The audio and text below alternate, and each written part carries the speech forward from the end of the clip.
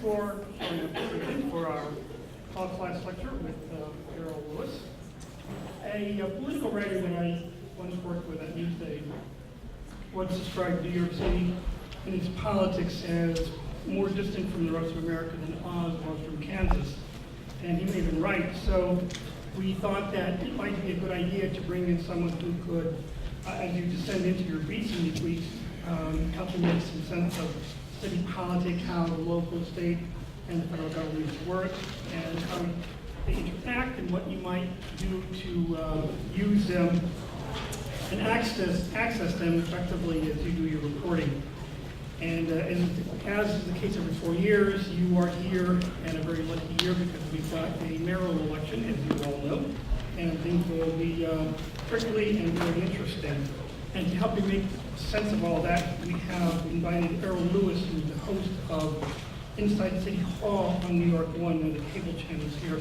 Focuses a lot on political items and news, politics, and government. And as an adjunct professor here last year, he is very keen on what it is that you are about to descend into, so it's no stranger to what you're going through.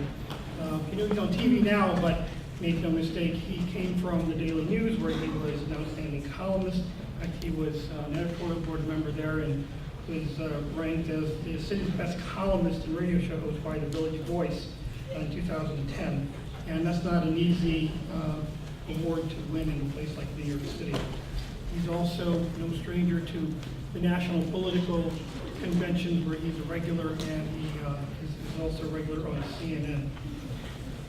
So he's got before him in his show all of the big names, and governors and mayors, wannabe mayors and wannabe governors, and filmmakers and authors, and all the newsmakers you would want to hear from. And he questions them with great authority, and you'll see why tonight. He holds a bachelor's degree in government from Harvard University, a master's in political science from Yale, Juris Doctorate from Brooklyn Law School. My printer ran out of ink, so we can't go through all the other degrees he's got. So, Errol, welcome back, and please help us make sense of this. Thank you.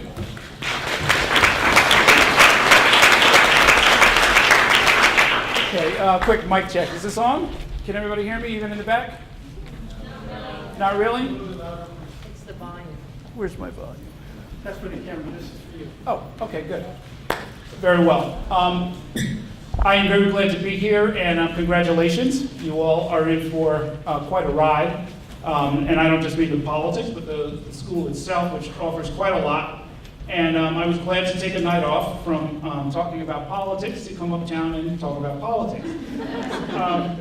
What I'm titling this is what you need to know as a journalist and also as a New Yorker. And this is, look, you're all New Yorkers here, whether you only set foot in New York for the first time or have lived here all your life. We're very open that way. You show up, you're a New Yorker.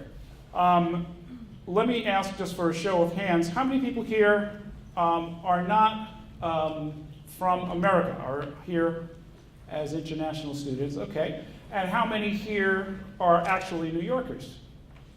Yeah, smattering. And I meant New York City. And how many here are from elsewhere, meaning the United States but not New York City? Okay, fantastic. For those of you who think, you who were raised in American schools and think you know about the government system here, bear with me a little bit. Some of this will be review for you. On the other hand, maybe some of it you didn't know, and we're ashamed to admit it. I've also got a lot of little fun facts, which as non-New Yorkers, you should absorb. Along the way, I'm going to tell you about what's going on in the politics of this city in this very crucial time. And because you all, I understand, are out in the field already, I will sprinkle in some helpful hints and tips to help you get grounded and to get your first rounds of stories done between now and early November, when Election Day actually happens. So, we're going to cover the basics of how the system works. We're going to look at who runs New York City, both in a formal sense and some people who are not on the flow chart, but who have quite a lot of influence. I'm going to give you an overview of the current elections, which include a lot more than just the race for mayor. The race for mayor is extremely important, but there are some other races going on, including 51 city council district races and a number of other offices. And then I'm going to show you some storylines that I'll be following, that you should follow, both as consumers of the news and as makers of news.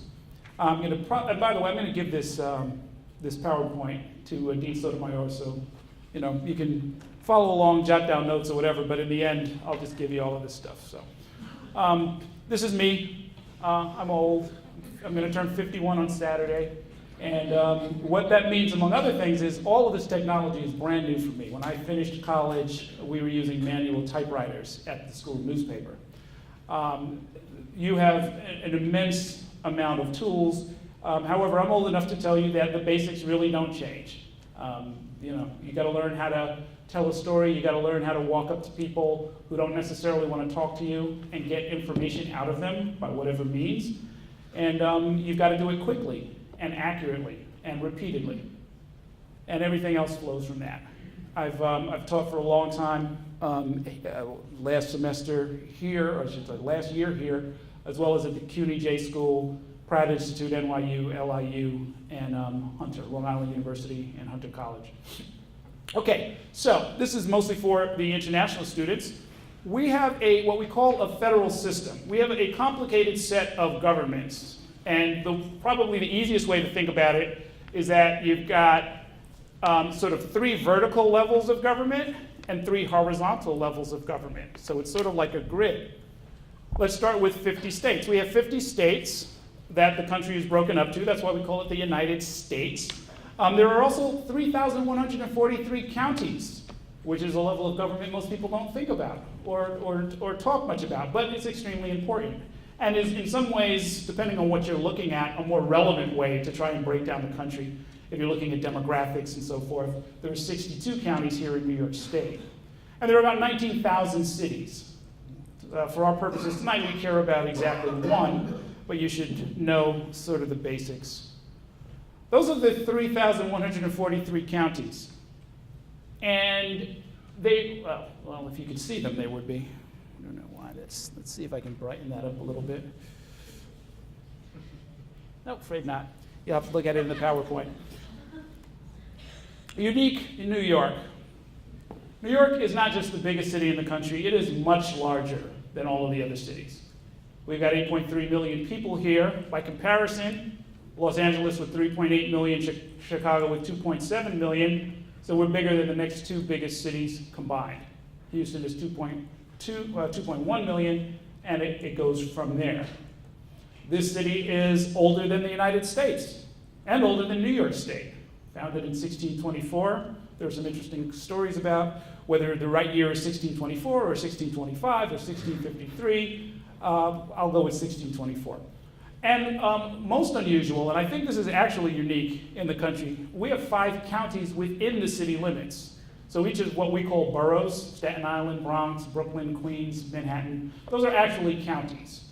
And that has some relevance. I'll show that to you later.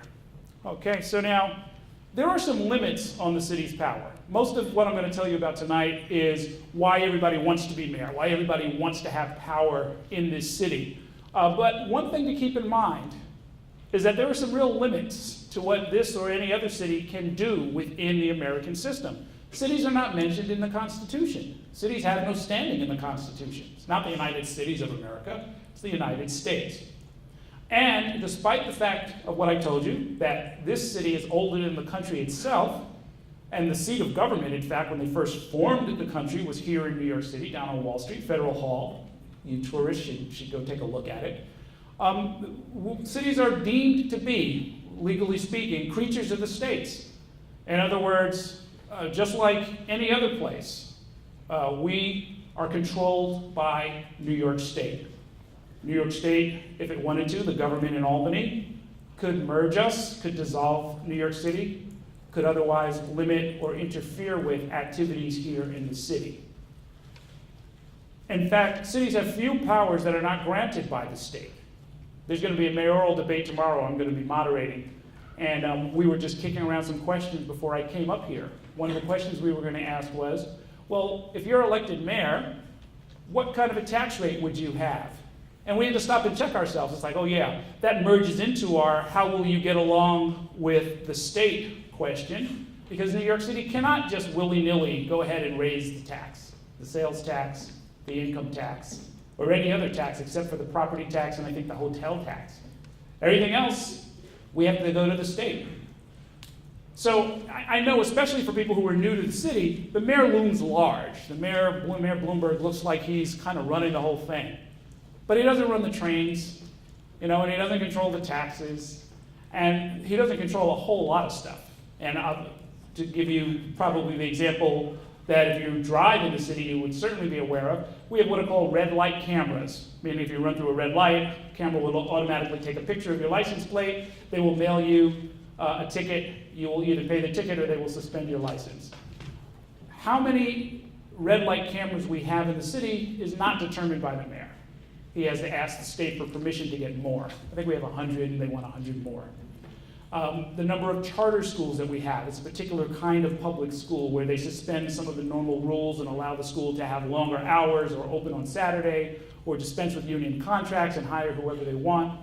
The number of those is limited by the state. And New York City, the mayor of New York, has to go hat in hand, so to speak, on his private jet up to Albany and ask for permission to open more charter schools.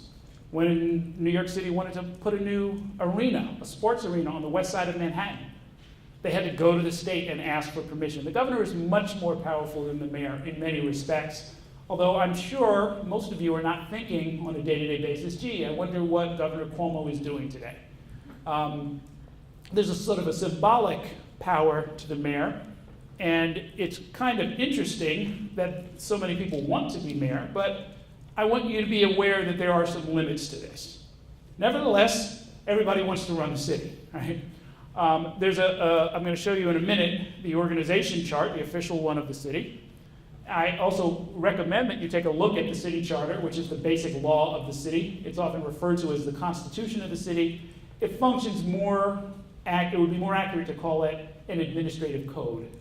It's really sort of a long compendium of what you can and cannot do in the city. And before I show it to you, I want to, let me show it to you first. I'll show it to you first, and then we'll get into the ins and outs of it. Wow, that's not looking so good. The big box in the middle I cannot improve on or explain the quality of that image, but the big box all the way up at the top are the people of the city of New York, which is a nice gesture since we do elect the mayor. Below that, the big box in the middle is the mayor. And there are some boxes off to the side. Off to the right, there's a box that is the city council, and it touches on one or two other boxes. Over to the left is the controller, which touches on 3 little boxes. And all the way to the left are the borough presidents, which touch on 2 boxes. Everything else, at the next level down, everything else goes back to the mayor. The mayor of New York, we have what's called a strong mayor system. If anything, that's an understatement. We have an extremely powerful mayor. There's very little that goes on as far as city government is concerned that the mayor doesn't control directly or cannot influence. And in some ways, it's not even close. On the other hand, there are some limits, as I said. I mentioned one of them in some detail. The city is a creature of the state government, the state of New York, which is not based in New York City, but upstate in a little town called Albany.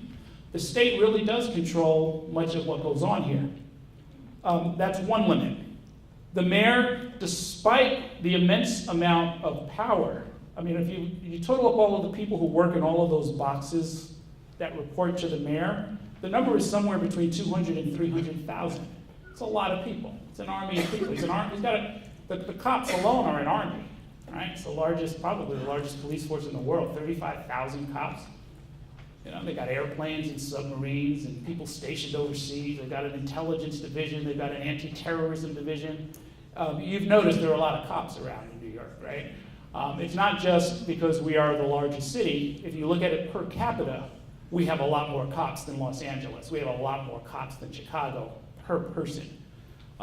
So the mayor's got a lot of stuff that he's working on, a lot of stuff that he controls, but he does have some limits. He has those state limits that I told you about.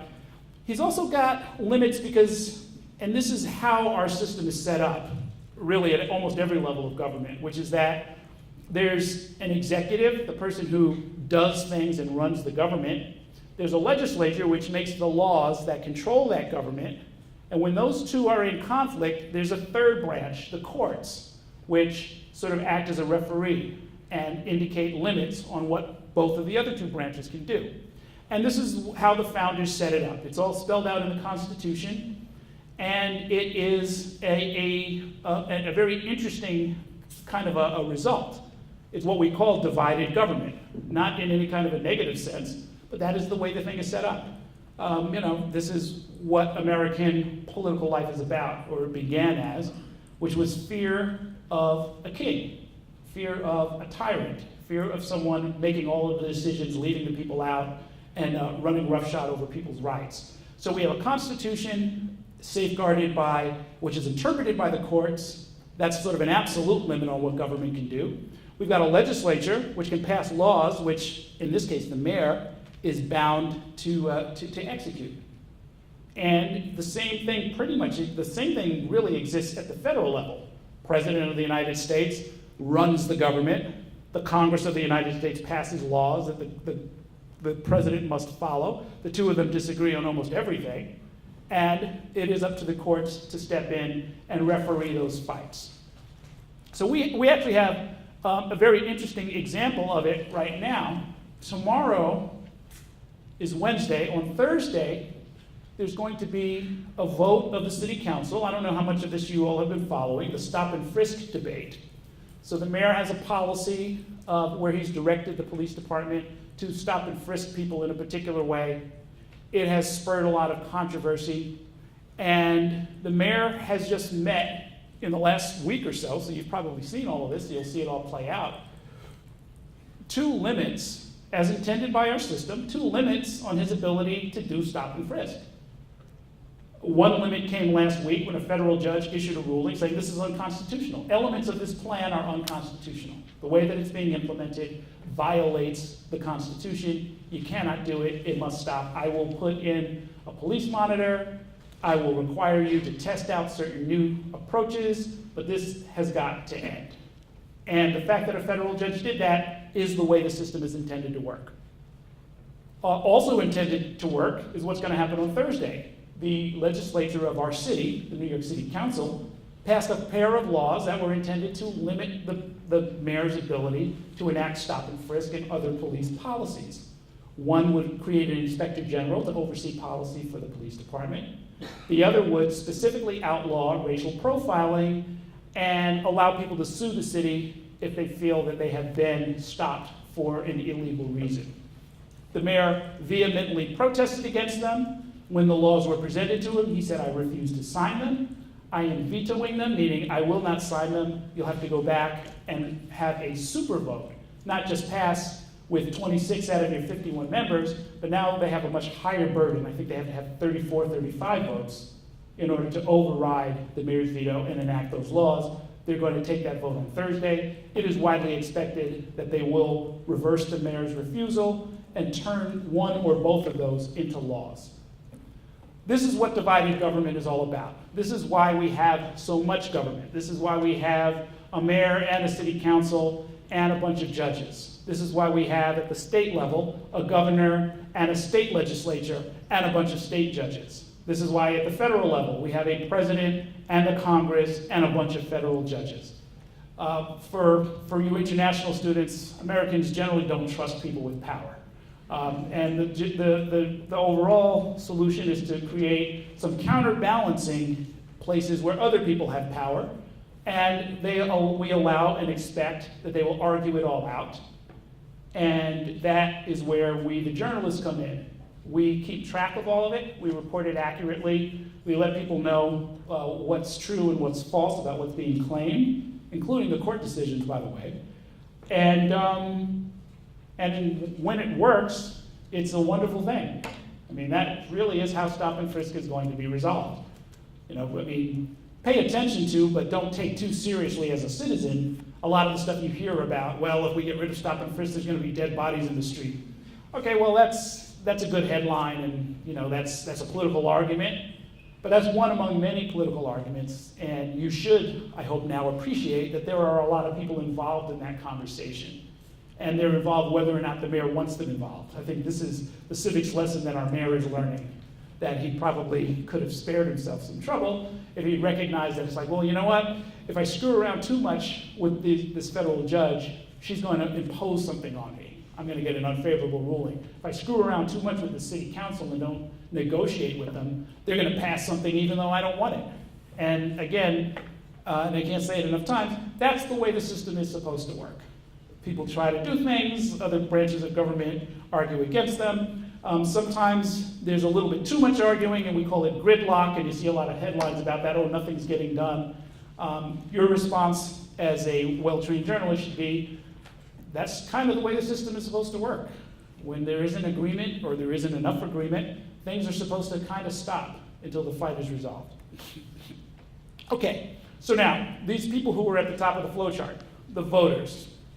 The total number of registered voters in New York City is 4.3 million.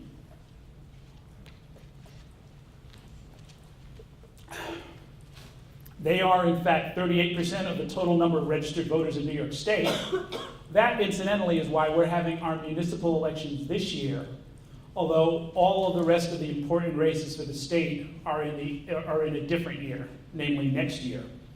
It is not by custom, but really by law, that when state votes are being taken, when votes for governor and so forth are being taken, it can't happen in the same year that New York is electing its mayor.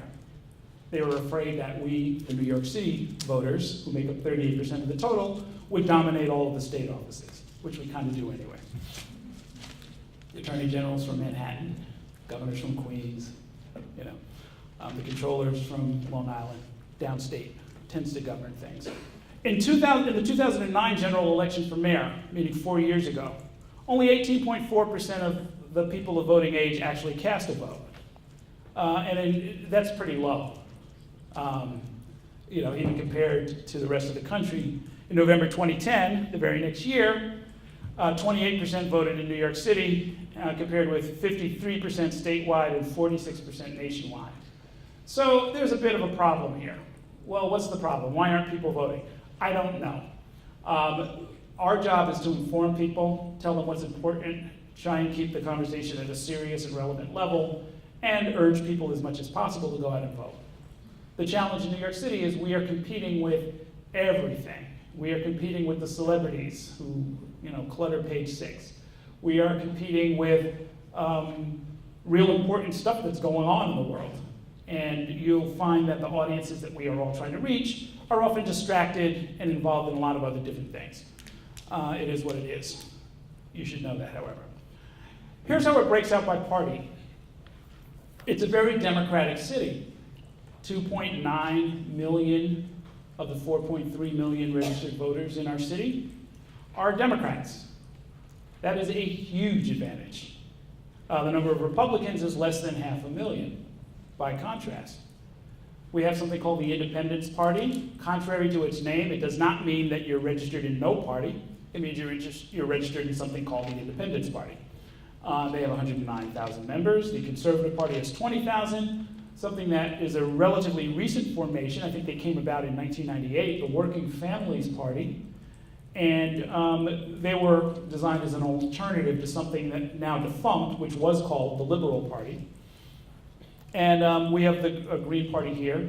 And there are some other parties. There's a Socialist Party and the Marijuana Reform Party and some other things that are going on here. The Rent is Too Damn High Party. If you haven't covered Jimmy McMillan, you're not a New York reporter yet. He's the head of the Rent is Too Damn High Party. And the party platform is the name, And you agree with him, see? That's why he's got members in his party. The enrollment means a couple of different things. Well, let's let's see who's been paying attention. It is kind of interesting that the last 5 elections were run by Republicans in a city where there are so many Democrats. I hope that might have occurred to some of you. Mayor Bloomberg, although he now has no party affiliation, he renounced his party affiliation, but he won as a Republican when he ran the first time in 2001. And he's ending his 3rd term. The 2 terms before him were served by Rudy Giuliani, who was very much a Republican and never renounced his party affiliation. But there are only 485,872 Republicans. Why then are there 3 people, including a billionaire, running on the Republican side and trying to become the Republican nominee and trying to have lightning strike again? Well, yeah, because we haven't elected a Democratic mayor since 1989 in an overwhelmingly Democratic and probably to the outside world, at least, a liberal town. Well, you already know something just by me showing you this and asking you to notice who the last 5 mayors have been. Maybe the town's not as liberal as outsiders might think. Or maybe when it comes to how we pick our mayors, there's something going on that goes beyond a simple party affiliation question. That is certainly the case, and it's what makes reporting on all of this so very interesting. We have something here called fusion, and which, by the way, is part of the answer to why we've had 5 consecutive Republican terms. Well, neither Republican Rudy Giuliani nor Republican Mike Bloomberg could have won if they were running only on the Republican Party line. New York is one of 8 states where if you run on multiple party lines in the same election, you can add them all together, and it all counts. So if you're a Republican, let's take the current enrollment numbers. There's only 485,000 Republicans, but let's say you get the Independence Party line too. Well, now you've got access, and potentially at least another 109,000 people might come and vote for you. If you also snag the Conservative Party line, well, you could possibly get another 20,000. And it's still lopsided, but it's not impossible at that point. And indeed, when Republican Rudy Giuliani ran both in 1989 and again in 1993 when he won, and certainly in 1997, he ran as a Republican and also on the Liberal Party line. So he was, if you voted for him, if you're one of these people who couldn't possibly pull the lever for a Republican because you don't like Republicans, you're never going to do it, but you see, well, he's on the Liberal Party line. Well, you know what? I'll vote the Liberal Party line. Now that might seem silly. He's the same person, right? It all counts. It's to the voting system. It makes absolutely no difference which lever you pull, but for some reason that is some ingrained behavior that is reliable, and we know that it is the margin of victory. The margin of victory for Rudy Giuliani was something like 25 to 26,000 votes when he first got elected in 1993, and the number of votes that he got on the Liberal Party line, you can look all of this up, was in excess of that. So they made the difference. In 2001, and again in 2009, I'm not so sure about 2005, but when Mayor Bloomberg ran, he ran on the Republican and Independence Party lines, and the Independence Party line was the margin of victory in 2001, and it was the margin again in 2009. Now, what does this mean? Well, it strengthens the power of these third parties. By third parties, I mean anybody who's not a Democrat or a Republican. And we have something very interesting going on right now. There are 2 people who are fighting to become the Republican nominee. They're trying, almost like in cookbook fashion, to recreate the recipe that brought Rudy Giuliani to power and brought Mike Bloomberg to power. John Catsimatidis, the billionaire businessman, is trying to get the Republican Party nomination. He's also trying to get the Liberal Party nomination. I mentioned to you the Liberal Party is basically defunct, semi-defunct. They still exist to the extent that the marijuana reform or any other party, the Socialist Party, any group can get together and call themselves a party. And so he has talked to the remnants of the basically ailing Liberal Party, and they say that they're going to let him run, and so he'll be listed in the voting booth under the Liberal Party line. Joe Lhota is the candidate of the Conservative Party. he's also trying to become a Republican. So there'll either be a Republican conservative or a Republican liberal that you'll be able to vote for in November. That is fusion. Or confusion, if you want to call it that. Okay, here's the election calendar. Generally, this whole thing is going to be over in 3 weeks. 3 weeks from tonight. September 10th is the primary night. It's going to be very, very, very exciting. And the party nominations will probably be settled shortly after that. It's usually done in the primary, and for most offices, it will probably be settled 3 weeks from tonight. However, under New York law, you don't get to win the party primary. You don't get to be the candidate of a particular party unless you win at least 40% of the vote. And as you may know, there are, I think, 9 people running to become the Democratic nominee. 5 of them are quite strong. Some of them are much less strong. But it's generally accepted, I don't know of anybody who thinks differently, that nobody's going to get 40% of the vote, in which case we go to a runoff. So there will almost certainly be a Democratic runoff for mayor, and that will happen on October 1st. This has happened before. We've had runoffs before. We had a runoff in 2005. We had a runoff in, nearly had a runoff in 1997. It's generally expected that this is going to happen. There was the mother of all runoffs in 1977. And it's generally expected that there will be one in a few weeks from now. And then whoever wins the various primaries, the winner of the Republican primary, the winner of the Democratic primary, if there are any Independence Party primaries or anything else going on out there, there will be, those finalists will go on to the general election on November 5th. So, as reporters, this should give you some sense of when your workload is going to increase. You're going to have a big day 3 weeks from tonight. And then the very next day, it often can take a couple of days to figure out who's in the runoff. It could get really, really close. We've had a number of instances where there had to be a recount. There had to be a very close recount to try and figure out, did so-and-so actually get to 40% or was it 39.5%? That happened in 1997. There was a lady named Ruth Messenger who came out on top in the party primary on the Democratic side for mayor. And running a very close second was a guy named Al Sharpton. And it wasn't clear whether or not Messenger had the full 40%. It took a couple of days to figure it out. But that is going to be sort of a big, big deal. Then there's going to be the runoff on October 1st. And then there's the main event on November 5th. Now, I showed you the numbers for the low turnout, the low voter turnout that we had 4 years ago. One of the reasons you have low voter turnout is you keep making people come out to have to vote again and again and again. And I don't know if you've shared with your friends any of this, but I bet most of your friends don't care anything about any of this, right? Even if they do live in New York. There are a lot of people who just, their eyes glaze over, they're not concerned, they're leading their own lives. You know, if you talk to the average person, if you talk to most people, they might not use these words, but in the end, they would probably say something that conveys, look, I'm the mayor of my life, right? I don't care what's going on at City Hall. I'm the mayor of my life. I gotta pay my bills. I gotta pay my rent.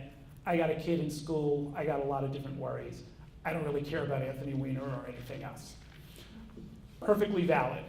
Our job is to give them the information, and what they do with it, including ignore it, is completely up to them. So that becomes an important question.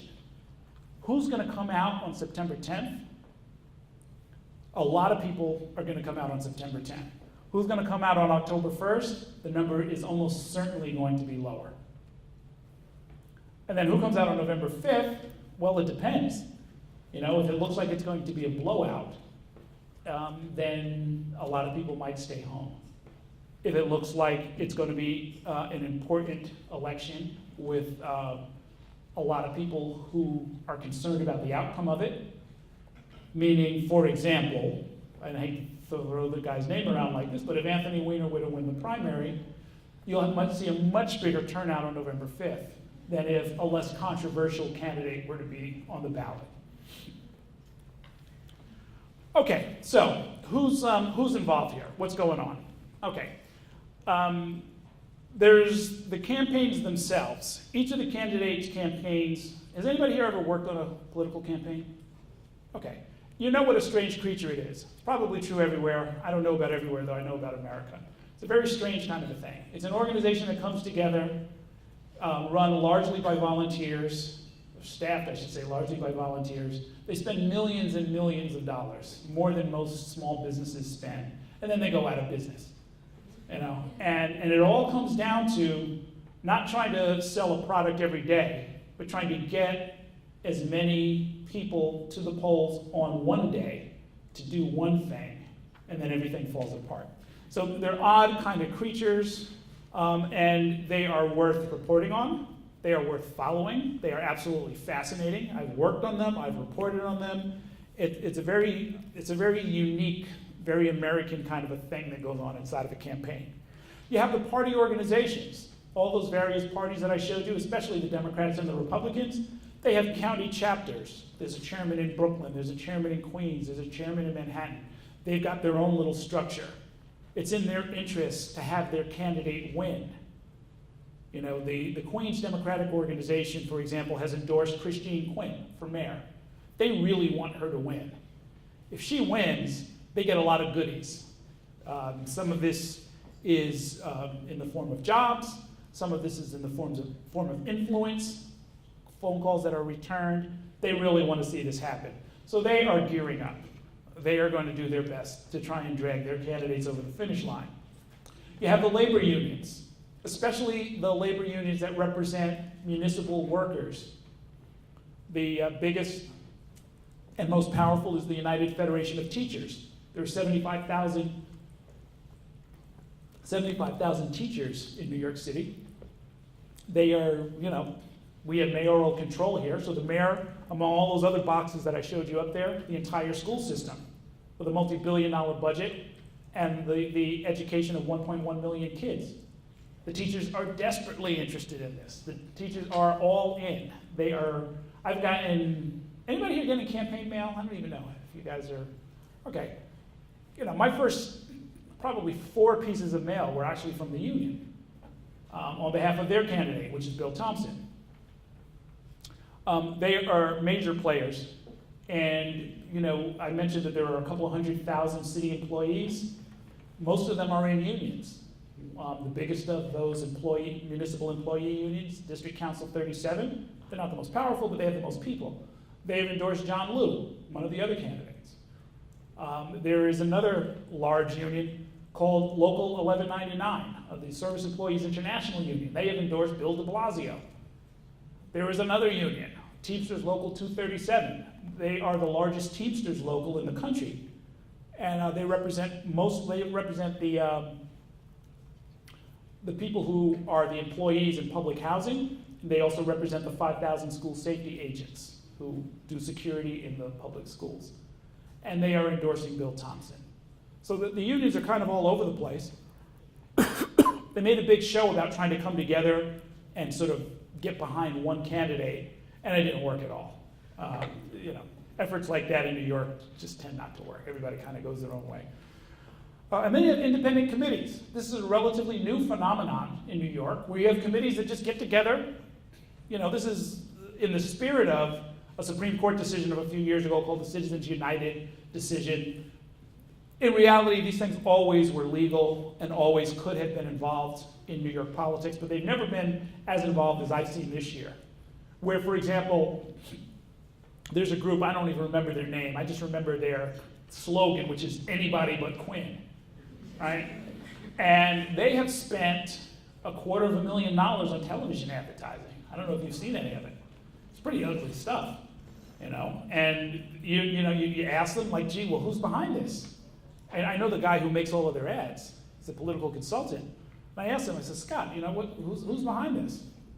Can't tell you. Who are you actually trying to help? Not trying to help anybody. We're just saying anybody but Quinn. You know? And it's a little unusual. I don't think it's particularly effective. Although, you know, she's been struggling in the polls, and this probably isn't helping. But, you know, I've studied a lot of politics for a long, long time, and there's a saying, and it's a cliche because people say it a lot, and people say it a lot because it's probably true, which is that you can't beat somebody with nobody, right? I mean, in the end, nobody's going to walk. Have you ever walked into a voting booth and said, "I'm going to vote for anybody except that guy"? Well, that's a little fuzzy. You gotta track it a little bit more closely than that. On the other hand, they want to spend the money, and they just want to see anybody but Quinn. We know at least one of the sources in this are people who are into horses and carriages in Central Park. They feel that when they went to the city council and asked for protection, Christine Quinn was not on their side.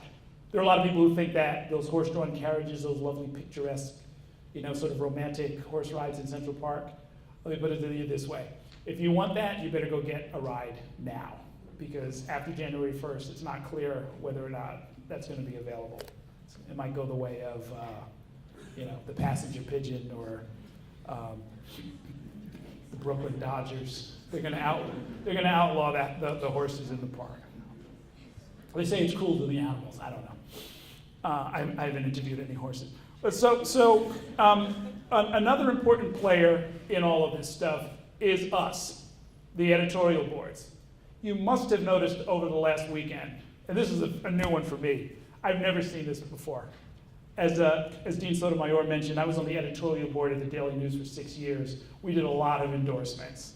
I've never seen it where the Times, the News, and the Post all endorsed the same person so vehemently, so early, and so kind of in such an over-the-top manner. A front page picture of Eliot Spitzer, like a caricature of him, a photoshopped face of him in his underwear, and all of this kind of crazy stuff. The Daily News did their own version of it, all saying basically anybody but Spitzer. And it wasn't for mayor, it was for controller, the chief financial officer of the city. And this is this is almost a textbook kind of political science and journalism test case. Because if people don't do what all three editorial boards are telling them to do, it would suggest to me that the editorial boards have drastically less influence than people think when it comes to actually influencing how people vote. I have never in my life, and I've been doing this stuff since I was 19, never in my life would I consider voting for somebody just because the newspaper told me to. On the other hand, as someone who's written a lot of editorials urging people to vote one way or the other, I know that there are people who do. Some of those busy people I was telling you about. Where they're busy, they're on vacation, they're worried about their bills, they're taking care of their kid, they're trying to stay together with their spouse and so forth. And election day rolls around, and maybe they care about their local city council member. Oh, and by the way, we're voting for mayor too? Well, you know what? What does the Times say? Or you know what does the Post say? They're more conservative, and I'm more conservative. Let's do whatever the Post said. So they have yet to weigh in, any of them, on who they want for mayor. The candidates, believe me, are absolutely frantic trying to line up these editorial boards and trying to get their support. And we'll see how that all plays out. But I said especially newspaper editorial boards. There are also the reporters, and that's all of you. And if you're writing anything that is going to hit the web, you are part of this. Somebody is going to see your stuff. Somebody is going to use it in some way. Not to say that somebody's going to read your story and say, you know what, based on what she wrote, I know everything I need to know about the mayor's race. Maybe that'll happen, probably not. But the candidate will see, the candidates, believe me, they've got their Google alerts all set up. They will see whatever you write for them. They will, if necessary, magnify and spread it around and put it on their big list and email it out to 50,000, 100,000 people, you never know. I have resumed writing my column for the Daily News, and I wrote a column when Spitzer got into the race for controller, just kind of explaining why, in my opinion, wealthy people really have it in for Spitzer. It's because he antagonized them for 8 years when he was the Attorney General. He went after them as far as Wall Street was concerned, after longstanding Wall Street practices. He also went after labor violations of a kind that with a vigor and a venom that you rarely see in New York government. He sued major chains, including Gristedes, for underpaying the illegal immigrant workers who were delivering the food, the African delivery men. He sued and got an agreement with 200 Korean grocery stores, because they were employing mostly Latino illegal immigrant labor. And he didn't care that they weren't citizens, he cared that they weren't being paid minimum wage, Spitzer did. He did this whole action in Central Park where there are these, there's this whole sort of cartel. They're Bangladeshi pretzel vendors. If you go through Central Park, there's these pretzel vendors, but they were being shamefully underpaid. They were working, 10-hour days. If they didn't put in 100 hours a week, they were getting fired and all kinds of other abuses. And he went in like gangbusters. Anyway, so I wrote up a column saying, look, this is why these people hate him. I know these people. The idea for the column, it's just between us. Idea for the column, I'm sitting in the Harvard Club, eating lunch with some friends, and they are bitching and complaining about Eliot Spitzer. He's dangerous. He doesn't like Wall Street. He's this, he's that. The thought goes through my mind, oh yeah, this is the same Harvard Club where the board wouldn't let him join. He's a graduate of Harvard Law School. They certainly take his money. He's endowed of probably a bunch of buildings up there at this point. He certainly paid the tuition for his daughters, and then some. But the club here wouldn't let him join. They didn't like the prostitution thing. I don't know what kind of disgrace they thought he was going to bring onto the people who play on the squash court and eat lunch in the dining room. And so I wrote something in the spirit of, you know what, these people, he antagonized them and they don't like him and they never will. And as far as I'm concerned, that was an important part of the story. Anyway, long roundabout way of saying, his television ads start running, and then he says, and the powerful don't like Eliot Spitzer, and there's my column. He puts an image of it up there, and I was like, oh God. That I wasn't looking for, but it happens.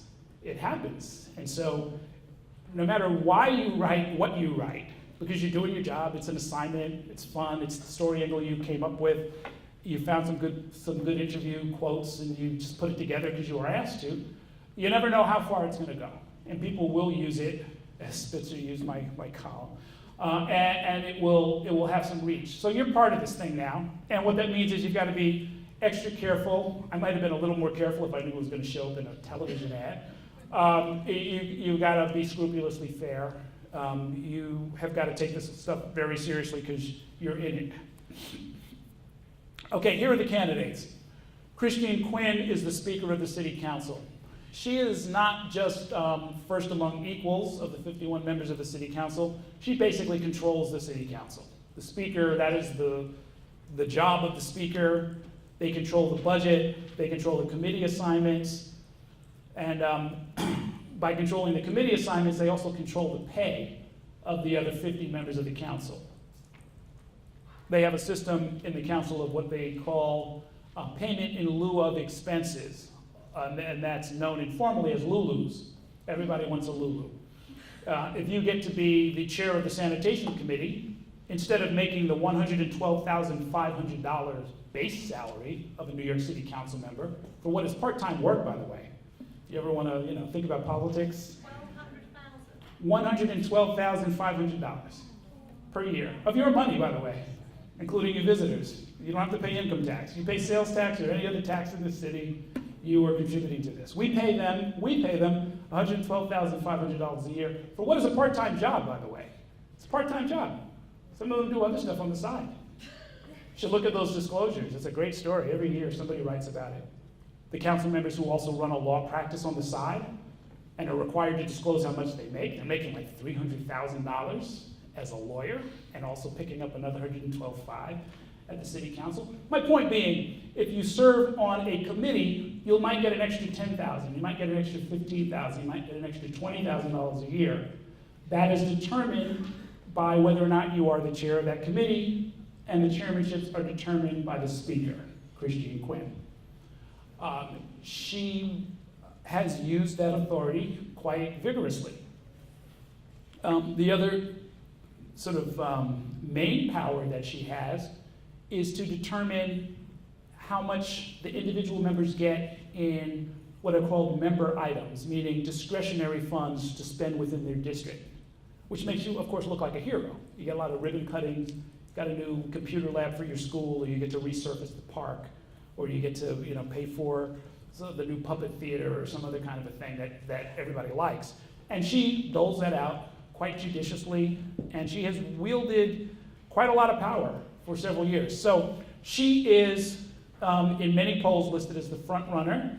She has lately been pushed out of that position by the next person on our list, Bill de Blasio, who is the public advocate. And I'm not going to bore you with what the powers of the public advocate are, other than to say that it's kind of like being the vice president or the vice mayor in a very limited sense. If something were to happen to Mayor Bloomberg tonight, if he were to die or be incapacitated or resign, neither of those things is likely to happen, but if one of those things happened, the public advocate, Bill de Blasio, would become the mayor for 60 days until there could be a special election. So that's probably the single most important thing the public advocate does. The other thing that the public advocate ends up doing, politically speaking, is run for mayor. I mean, two of the first three public advocates have run for mayor. First public advocate was Mark Green. He ran for mayor in 2001 and lost. The next was Betsy Gottbaum. She chose not to run. And then we have Bill de Blasio, and lo and behold, he is running for mayor. Next on the list is Bill Thompson. He's a former controller of the city. He's been in politics for literally his whole life. His dad was a city councilman. A little bit of trivia for those who go back this far or study this far back. The first black congresswoman elected was from Brooklyn. It was a lady named Shirley Chisholm, and she won back in the 1960s. The person that she ran against and beat by only a couple of hundred votes was Bill Thompson's father. So Bill Thompson and his dad, he's Bill Thompson Jr. Bill Thompson Jr., people in politics call him Billy, which is kind of sort of a silent homage to his father. Been in this thing for a long time. He was president of the old Board of Education. He was the controller. He ran against Mayor Bloomberg 4 years ago and came very close to beating him. He ended up losing by something in the 5% range, meaning if 2.6% of the vote had gone the other way, he would have been the mayor. He is, to many, I am one of the few who would say this, but I've always thought he should be considered the presumptive candidate, unless he did something really to screw up. He's a very cautious man, and he tends not to screw up. Those are really the top three, according to the polls. Those three have been ranked as 1, 2, or 3 pretty consistently for the last month. Also in the mix is Anthony Weiner. You may have heard of him. I don't know what else I could tell you about Anthony Weiner that you couldn't find out very quickly. He was a congressman. He resigned in disgrace a couple of years ago. He decided this year to come back and run for mayor. I got the first television interview with him when he decided to come back, back in April. It since came to light that he had continued a lot of the practices that led to his resigning in disgrace. So that, well, I'll tell you what, as a reporting exercise, this is something you guys should know about. And it's an example. This won't happen very often. Even I was caught a little off guard by this. He decides to come back in April. We negotiate that I'm going to get the first interview. I get to go to his house, we mic up, we're talking. I asked him what I considered was a pretty routine question, which is sort of like, okay, this is all behind us, right? I mean, like, how many women were there anyway? And I thought I was going to get a number, 5, 6, 7, 90, whatever, a number. Instead, I got a long-winded, 30-second answer. And I'm thinking, uh-oh, there's a problem here, because a straightforward question like, how many women did you do this with? And he's like, well, it's private, and I don't want to hurt those people, and I've acknowledged that I've done wrong with my wife. And I was like, wait, where are you going with this? I just asked you, because I was just trying to get past it. I was trying to get that out of the way have him apologize for having lied to my audience, which he did do a couple of years earlier, and then get on with the interview. And then I realized, oh, there's something else going on here. So we came back from the interview, and I told the staff, I told my producers, I was like, there's gonna be more. And I think anybody who saw the interview realizes, like, uh-oh, there's gonna be more. Anyway, we found out what the more was, right? Sydney Leathers, and et cetera, et cetera, et cetera. At which point, Anthony Weiner really plunged in the polls. And many of the editorial boards at that point attacked him and said basically anybody but Weiner, right? So that was an imperfect experiment. I'm really looking at the Spitzer thing because it's almost a perfect experiment. Because they didn't say dump Anthony Weiner and vote for X. They just said Anthony Weiner's no good. At the same time as I think the public was concluding that there's enough going on here that some people said, we don't like this guy. If the pollster calls, I'm going to tell him Anthony Weiner's not my guy anymore. So he dropped about 14 or 15 points in the polls in the last few weeks. On the other hand, his ads have just hit the air. Have any of you seen his TV ads? They're not bad. I like the way he has that little, at the end of it, he has a little ding-dong. It's the chime from the subway. Like the chime from the subway, right? Because we're all conditioned like Pavlov's dogs, right? When you hear the bell, it's like, oh, okay, let's get through the door. He's a good campaigner. He's a very good politician, and we'll see where it goes. I just told somebody, and I have got to learn how to be more careful with my words. Somebody interviewed me the other day and said, well, isn't he still like the 800-pound gorilla in the room? And I said, well, at this point, if you look at the polls, he's more like a 300-pound gorilla, and there's some 400-pound gorillas in the zoo, And then, of course, that got tweeted out today, and I'm like, oh, God, I didn't want to call anybody a gorilla or anything like that. I was trying to go with the metaphor and help out a fellow journalist. So Anthony Weiner, 300-pound gorilla, is still in the race. And I did point out in that interview that it would be easier for him probably to just see this next 3 weeks through. Because the question was put to me, do you think he's going to drop out? I said, no, I don't think he's going to drop out. Number one, because I know the guy, I've known him for a long time. But number two, at this point, what I mentioned to you before, what these campaign organizations are, you've got dozens of people working for you, you're spending millions of dollars, you've signed contracts to put ads up on television. The process of undoing that would take at least 3 weeks. So, you might as well just ride the thing out, hope for the best.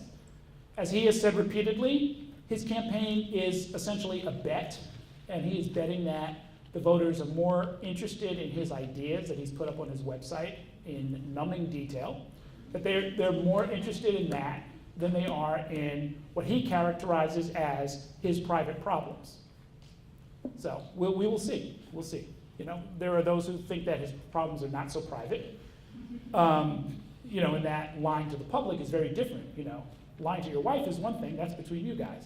Lying on my television show, that's public.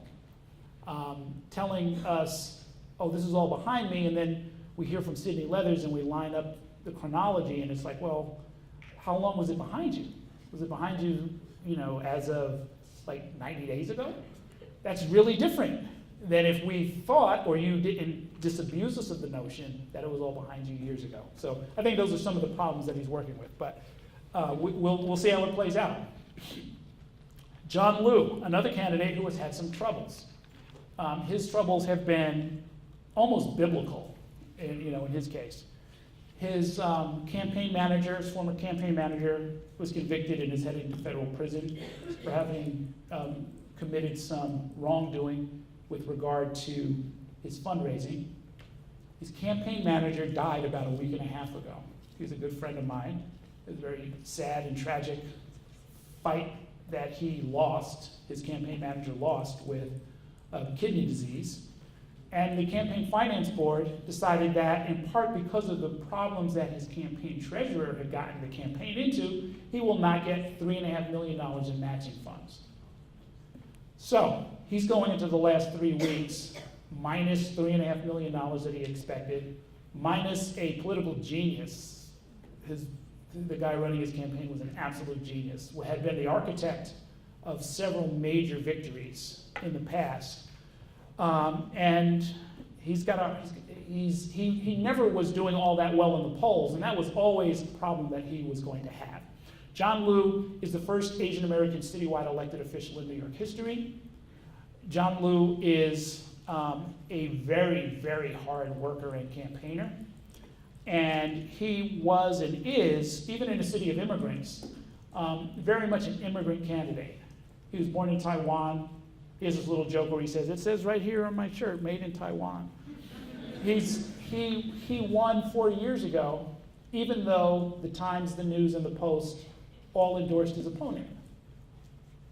Something about that I just love that. When the editorial board is saying, go this way, and the voters say, thank you for the information, we're going to go that way.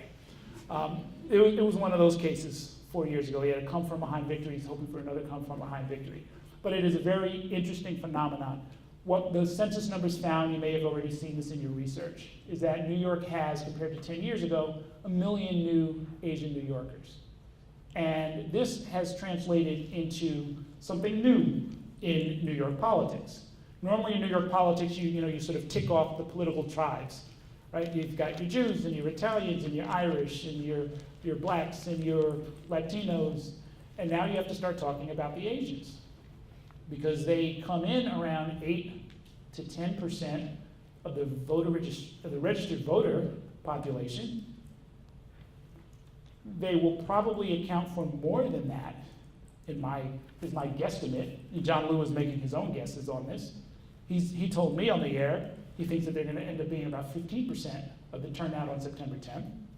One of those questions that's hanging out there.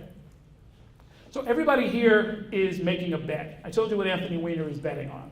John Liu is betting that hard work and an extremely high turnout from his base community is going to carry him into runoff territory. Bill Thompson is betting that the same people who voted for him 4 years ago are going to do so again, and that despite what the polls say, he's going to get most of the black vote. That latter assumption, I think, is a pretty safe one. Bill de Blasio, have you seen Bill de Blasio's ads? You've seen his son, Dante, with the big afro. He is betting that his rise, because he's currently leading in the polls, is going to sustain it. He has staked out sort of the left wing of this business up here. He's further to the left than any of the top 3 candidates. He believes he is benefiting from the sagging fortunes of Anthony Weiner and John Liu. John Liu has called for the abolition of stop and frisk. He doesn't say let's change it, he says let's just get rid of it. John Liu has said, I'm not going to just raise taxes, I want to raise $14 billion in taxes. And we're going to raise this tax and that tax, and tax the rich, and tax the insurance companies, and tax this one, and tax that one. And some of those people may be defecting to Bill de Blasio. That's Bill de Blasio's bet. Christine Quinn's bet, or theory, or, theory is probably the best word, her path to victory, is that she has done enough inside of government. She has specifically tried not to antagonize the mayor the way the other Democrats have. She doesn't fight with Bloomberg every other day. The mayor actually has kind of helped her in some ways. And that those who think what Bloomberg has done is either okay or wonderful are going to gravitate to her, including many members of many elements in the business community. She and Bill Thompson are fighting for that, the sort of business community vote and support. So that's the general lay of the land. These are people who have all served in government before. Bill de Blasio, before he was public advocate, was a city council member. Bill Thompson, before he was city controller, actually served as a deputy borough president.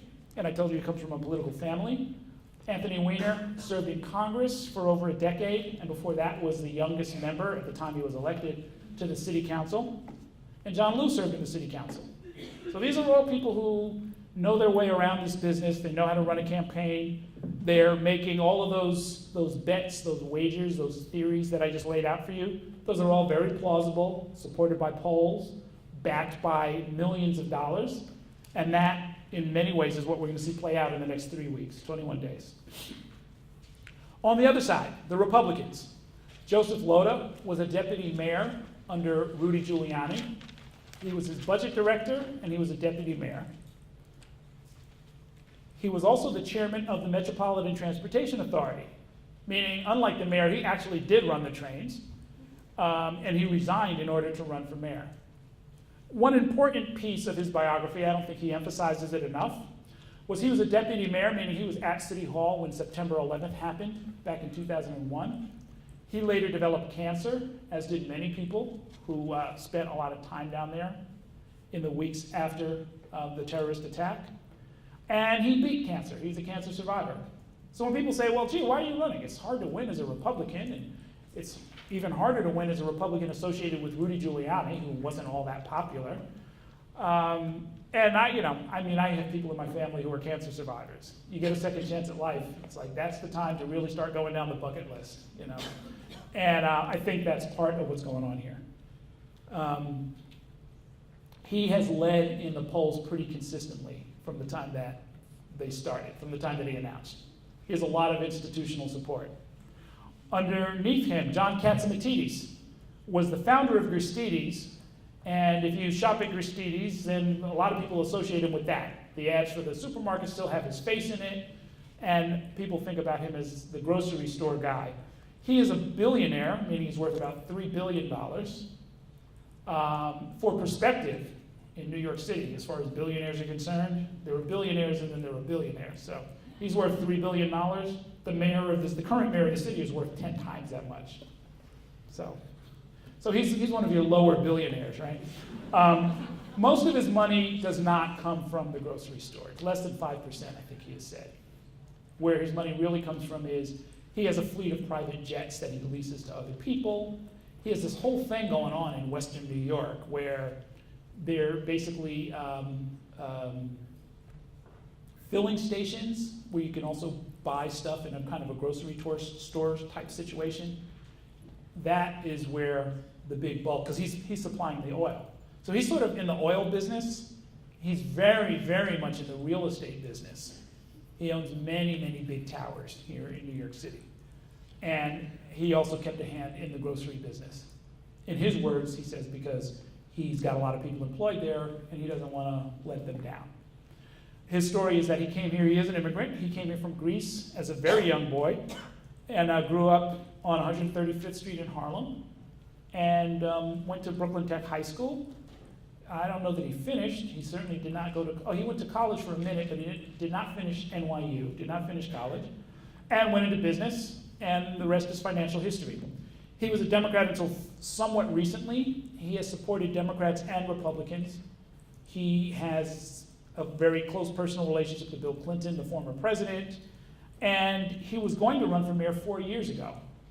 But when he found out that Mayor Bloomberg wanted to run again, I guess they were meeting at the Billionaires Club or something. And he decided he would defer his ambitions, but now he says this is his year, this is his time.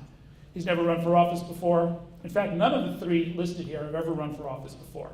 That all by itself puts the Republicans at a disadvantage. So when, the two main reasons why, if people said, well, do you think there's going to be a Republican mayor come November 5th? My answer would be probably not. Why? Well, for one thing, none of them have ever run for office before. And for another, I showed you those registration numbers. Even if they got every last Republican registered in New York, that would be less than 500,000 people in an election where probably, 2 million people, easily 2 million people could end up casting votes. So they've got to do something else. And I'll tell you in a minute about some of that something else. George McDonnell is the third, a very interesting man who started what's called the Doe Fund. You'll see these guys in blue jumpsuits around the city sweeping up the streets. They are members or clients of a big social service empire that this man built in the last couple of decades. And it's named after somebody named Jane Doe, who was an anonymous homeless person, a homeless person who they couldn't identify. And he was a private businessman who was stunned by the fact that homeless people were dying and their bodies were going unclaimed. He spent, I think, 700 consecutive nights helping homeless people down at Grand Central's terminal. And after that, he came out and started the Doe Fund. And he takes in people, straight out of prison, straight off the street. He doesn't ask where you've come from. They provide you with a cot and a little bit of training and a job, usually, sort of sweeping up streets. He cuts these deals with the merchant associations. Very interesting kind of a thing that he's done over the years. Anyway, he's decided he wants to be mayor. So he's running for mayor also. He has consistently polled third in all of the public polls. He's undaunted. I saw him the other night, happy as heck. Loves running, put a lot of his own money on the line. And there are two other candidates I should just mention who are also running. They are not running on any party line at all. Adolfo Carrion, until very recently, was a Democrat. He served in the city council, he served as Bronx Borough president, he served as the first head of the Office of Urban Affairs, which was created by President Obama. So he served in Washington in the Obama administration. Then he came back here and served as the regional director of the Department of Housing and Urban Development, again for the Obama administration. Then he decided he didn't want to be a Democrat anymore. He tried to get the Republican nomination. That didn't work. He would have needed to have the Republican Party bosses just allow him to run. And they said, forget it. We've got some real Republicans here. We've got Loda, we've got Katsimatidis. We don't need you. And Jack Hidary, who is the latest entrant, who is a software gazillionaire, who has decided that he wants to help the world by running for mayor. And he too is not running on any party line. I have no idea how to handicap their chances, except that I don't think their chances are very good. Adolfo Carrion laid out for me his theory, his path to victory. His path to victory is that because there are no Latinos running among the Democrats, and there are no Latinos running among the Republicans, and because there is a sizable percentage of New Yorkers who don't affiliate with either party, he's saying, look, if I get all of the true independents, and he is the candidate of the Independence Party. So he says, if I get the Independence Party people, if I get the true independents, and I get a lot of Latinos who are maybe turned off by both the Democrats and the Republicans, I can squeak in, I can do this. Okay, that's his theory. Like I said, I have no idea how to handicap it, because I've never seen it done before.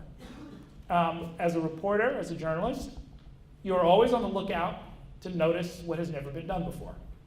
I have no idea whether it will work.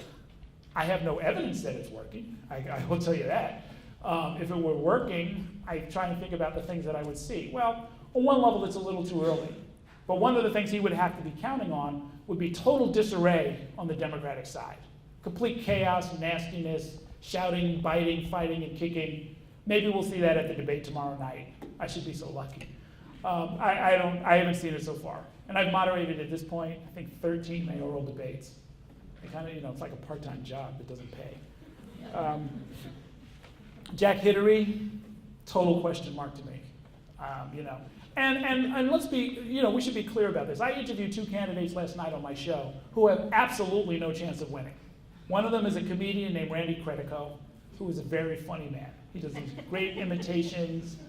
And the other guy is an attorney who I'd never met before, called Neil Grimaldi. Because if you get enough signatures and you put in your signatures, you can be a candidate. And it's not an impossible number of signatures. And so he did it. And I asked both of them, I'm like, why are you doing this? And one thing that did come out in the course of our conversation, and it is true, and it is an important and valuable part of American democratic process, including here in New York City, which is that election season is one of the few times you can walk up to people on the street, and it is socially acceptable to just walk up to them, hand them a piece of paper, and start talking politics. Most of the times, if people come up to you on the subway or in the park or anywhere else and try to hand you something, you're probably going to say no, right? If they want to talk to you about something, you're going to probably tell them to, kiss off, I'm busy, or they're shutting us down. What's going on? Most of the time, you really can't get away with that. But election season, you can. And it's not a bad thing. It's actually kind of a nice thing. So, we don't want to be too judgmental or skeptical or cynical or, pretend to be sophisticated. Carrion and Jack Hidary are running. They're not running on a party line. They're trying to do something different in New York politics. Will it work? I don't know. Is it a story? That's up to you. That's between you and your editor. There are some other races that are going on. And they are important because they impact the mayor's race, and they're important because they impact the city. The race for controller, getting a lot of attention. Scott Stringer, who was running literally unopposed until about a month ago, when Elliot Spitzer, the former governor, decided, without telling anyone, without really telling a soul, that he was going to run, and then put together this campaign, is financing it with his own money, and has, as I mentioned, managed to piss off just about every wealthy person of influence in New York City, which is, for some people that's a mark of honor and maybe a reason to vote for him. And for other people, it's a threat, a danger, or at a minimum, a distraction. That is going to be a hard-fought race. Those two genuinely don't like each other. I moderated a debate between the two of them last week. It was televised. It's online if you want to see it. It's at ny1.com. It's not behind the paywall. And I was there with Brian Lehrer from WNYC, and we just asked a couple of questions, and they just started tearing into each other. And as experienced broadcasters, we did what the only thing we could do, which is sit back and let them go at it. They obviously wanted to get a few things off their chest, so we allowed them to do that. There's a race for public advocate. As I mentioned before, it's got some sketchy powers. The only one worth mentioning is that it's in the line of succession for mayor. So the main thing the person has to do is be able to at least be mayor for 60 days and not screw things up too badly. There are 4 candidates who are running for that.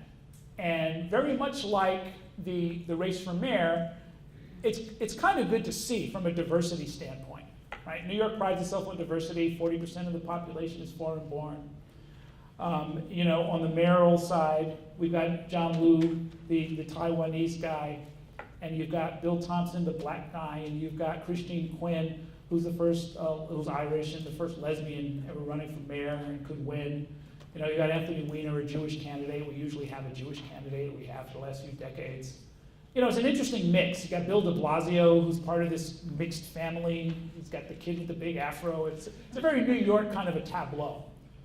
The public advocates race is very similar.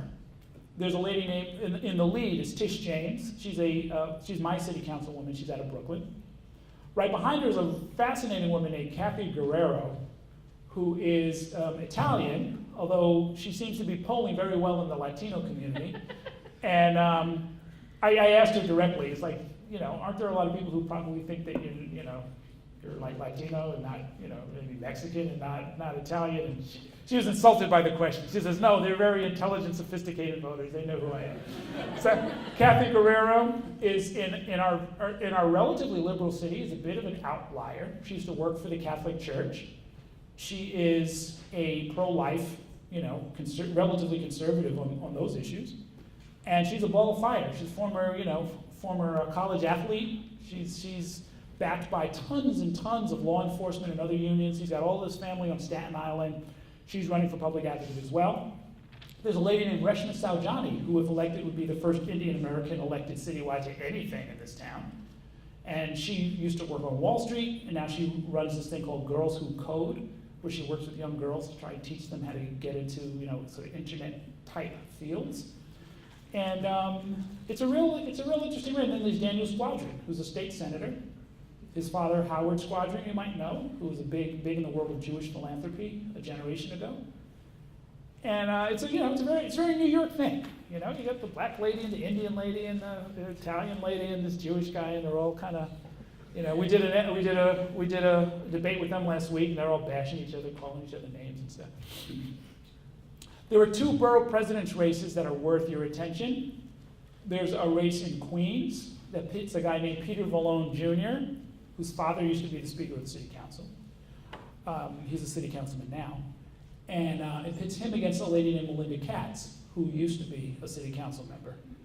And that's a head-to-head race. There used to be a lot more people in that race, but the others have dropped out. And now it is the 2 of them. Peter Vallone also has the Conservative Party line, so he's sort of on the more conservative end of the Democratic spectrum.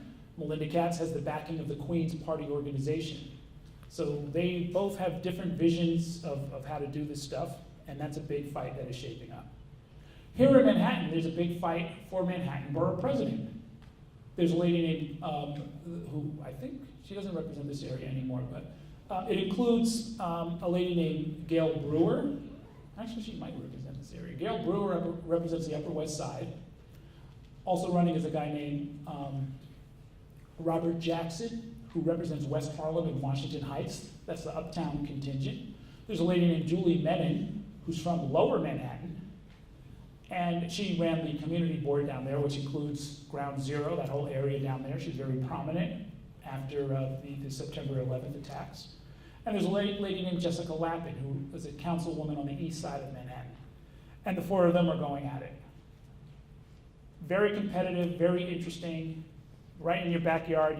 You can probably see and even talk to almost any or all of them on any given day. And you can reach them all by subway because it's here in Manhattan. There are races for district attorney. The one in Manhattan is a sleeper. I don't even know if there's any competition for that one. The one in Brooklyn is like all-out warfare. There's a 24-year incumbent named Charles Hines. Everybody calls him Joe. Joe Hines. Versus an upstart named Ken Thompson, who's running for the first time. And this one is a savage fight, and it's really interesting. And even if you haven't read about Ken Thompson, you might know him. We had a very famous case here involving a guy called DSK, who was accused of raping a chambermaid. Ken Thompson was the lawyer for that hotel worker. And he is a ball of fire. And he's been going around making all kinds of accusations. Some are calling him reckless. As a journalist, I call him a very good guest. There have been a number of cases in the Brooklyn District Attorney's Office where there were people who were improperly convicted, meaning they were innocent, but they went to prison. In some cases, one case for like 18 years, in another case for upwards of 20 years. And that's sort of the main argument that Ken Thompson has been making, is that this district attorney has screwed up. He's put innocent people in prison.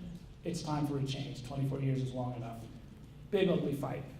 And then there's 51 city council districts. And I don't know who's covering any of them, but if you're covering any of them, good luck to you, because there's fascinating stuff happening all over the city. I don't have enough room in my studio. I had my interns count up how many people were running for city council. And this was at the start of the season. I'm sure it's a smaller number now, but the starting number was over 300. You know, it's 51 districts. You know, you get 5 or 6 people, they're like, hey, you know what, I'll run. I'll give it a try. Why not? You get 500 signatures on a petition, and you can be a candidate for city council. If you are covering any of this, here are the major campaign storylines that you should be aware of for mayor. These are the ones I'm following. These are the ones that anyone would follow if you're looking at this stuff. The number one question is who's going to be in the runoff, right? I mean, that's obvious, right? But it's worth thinking about. I did endless numbers of interviews with people about Anthony Weiner. And they said, can Anthony Weiner become the mayor? And I would correct them. I say, Anthony Weiner doesn't have to become the mayor. Anthony Weiner's immediate goal is to be one of the top 2 finishers on September 10th and make sure nobody else gets 40%. Now, that's a mouthful. That's not a great soundbite for national TV, but that's the political reality. So who's going to make the runoff? Right now, it looks like it's between Quinn, Thompson, and de Blasio. My guess is that one of those 3 will be in the runoff. That's a very easy, lazy assumption, but that's the starting point. And then the main question is, well, who else is going to be there? Will Quinn's ties to Bloomberg help her or hurt her? There was a poll a year ago suggesting that they polled Democrats and they said, if Mayor Bloomberg endorses a Democrat for mayor, would that make you more or less likely to vote for that Democrat? 80% said less likely. Christine Quinn, a few months ago, said she would be honored and pleased if Ray Kelly, the current police commissioner, would stay on as her police commissioner. New York would be lucky to have him to stay on as police commissioner. At the time she said that, it sounded like a good idea. Ray Kelly usually polls as the most popular public official in New York. His numbers are higher than the mayor's. People generally like him. On the other hand, that has changed in the last few months. Stop and frisk became a national issue. They got sued and lost in court. City Council, as I mentioned to you, is now passing laws to try and restrict it. And there are candidates, including Bill de Blasio, who are now leading in the polls by saying, get rid of Ray Kelly. So how's this all playing out? The verdict is not in on the Bloomberg years. If you feel like looking at it, you should go back and look at the Metro section over the weekend in the New York Times, where they had maybe 3 or 4 interesting articles trying to do an early look at assessing Mayor Bloomberg's legacy. Some of it was really quite unkind. I don't know what mood Democratic primary voters are in. And then there's this whole thing about the third term. And I'll give you the 30-second version of it. You'll hear a lot more of it in the next 3 weeks. By law, we have 2 terms that you can serve as mayor or in the city council or in any of the other municipal offices. 2009 rolled around, the mayor decided that he wanted a 3rd term. In order to do so, he needed the city council to pass a law saying, now you can serve 3 terms. And Quinn made that happen. The mayor couldn't have done it without her. There was a huge amount of arm twisting. I actually was down in the council chamber the day that vote went down. And I was a columnist at the time. I did not often bestir myself to go down to City Hall, but I said, I gotta see this up close. And it was very, very ugly.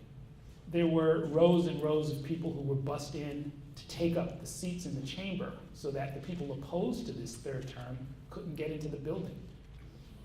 The 3rd term was not just being passed by the city council, it had already been put to the voters by referendum twice in the 1990s, and both times, by popular referendum, New Yorkers had said 2 terms is enough. And so this was directly overturning that. And it was a big, ugly fight. And a lot of people, you'll hear it tomorrow in tomorrow's debate. There are candidates like Bill de Blasio, they never lose a chance, Bill Thompson too, they never miss a chance to say, whatever you don't like that's gone wrong in the city in the last 4 years, blame Christine Quinn because she gave Bloomberg a 3rd term.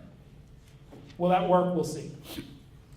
Will voters revert to tribal loyalties? There are polls that are suggesting that Bill Thompson won't get a majority of the black vote. There are usually those same polls that are suggesting that John Liu will not get a majority of the Asian vote. I would say to those pollsters, you should check your numbers or check your history. I'll go with the history. Will this be the first and only vote in the last 100 years in New York where people don't sort of vote along ethnic, racial, what I call tribal lines? It could be, but I don't know why that would happen. And if you are a betting person, like I said, all of these candidates are making a bet. I don't think any of them is betting that somehow most of the Asian votes are not going to go to the Asian guy, or that most of the black votes are not going to go to the black guy. It's just not the way it usually works out. But it is a story worth watching. Again, we're journalists. We're open to something new. This could be the year that something new happens. Who are the Latino voters going to support? Now, this is a lot easier. There's no prominent Latino candidate. There is a guy named Reverend Eric Salgado. He'll be part of my debate tomorrow. He has consistently polled in like the 2% range and has never run for office, has raised very little money, and is not considered one of the front runners. However, I guess he'll get some votes, probably Latino votes for the reasons I just described. There's this sort of this tribal loyalty factor that tends to kick in. But he's probably not going to get a lot of them, in which case, and he's almost certainly not going to make the runoff, in which case, then what happens with the Latino voters? Where will they go? And what percentage of the vote will they make up?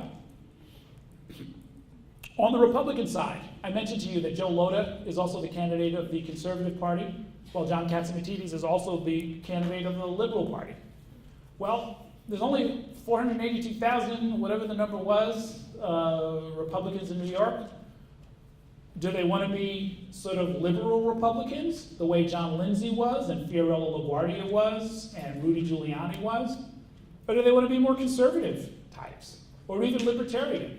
Joe Lhota is a bit of a libertarian. He's a Republican candidate, very law and order. He also thinks marijuana should be decriminalized, if not legalized. He's totally okay with same-sex marriage. He's just not that kind of a guy. I don't know how he got the conservatives to swallow that on the same-sex marriage, but that's where he is. I think he's pro-choice too. Is John Liu a factor? Are the many problems that he's had sufficient to just turn people off from him? If he is still a factor, and I believe that he is, who is he taking votes away from? Same question for Anthony Weiner. Anthony Weiner's had a lot of problems. He's been sagging in the polls. But to the extent that he still has support, and I know that he probably does, whose votes is he taking? Whose chances is he hurting? And is Thompson being underestimated again? I mean, I'm following that because I think he is. I mean, he's, the guy came this close to beating a mayor who's outspent him like 6 or 7 to 1, 10 to 1 actually. I would just assume he's going to probably do pretty well. So we will see. So those are some mayoral campaign storylines. And then there are some other races. And this, of course, again, is my favorite question here. Will newspaper endorsements actually swing the controller's race in favor of Scott Stringer and against Eliot Spitzer? Will all of the vilification of Eliot Spitzer break New Yorkers' romance with Eliot Spitzer? What effect are the outside groups having? This anybody but Quinn thing, I don't know what these people are expecting is going to be the effect. It's a kind of an open question. It's actually a story worth looking at. If you guys wanted to look around, you might be able to find an analogous group somewhere in American politics where somebody put together a group and said, whatever you do, just don't vote for this one person. We're not trying to help anybody, we're just trying to hurt this one person. And did it work? There must be some social science literature or some example, a question worth asking. The Brooklyn District Attorney's race. One of the things that Ken Thompson is beating up on the district attorney about is stop and frisk, where he says, look, we've got this big stop and frisk debate. The district attorney, while he was busy locking up people who didn't belong in prison, has said nothing about stop and frisk. The district attorney says, I've said plenty about stop and frisk. So it's one of those, sort of back and forth. We'll see. And then here's a bunch of possibilities if you're going to cover a city council race. And these are just possibilities. This just comes out of the lecture I gave everybody about how do you cover a local race. There could be actual policy differences at stake. Some people want gay marriage, some people don't. There are always land use fights. What should we do with the park? Should we put a stadium in the park? Should we put a hotel in the park? Should we put a bike lane in the park? Endless numbers of fights about that. There are often current or former elected officials who are trying to get back into the game. That will often be the case in the city council race. You have your tribal factor. You have ethnic groups that are coming to power for the first time. There's a fascinating race up in the West Bronx. District 9, I think is the number. There are more Ghanaians up there than there are anywhere outside of Ghana. And for the first time, they're putting up candidates.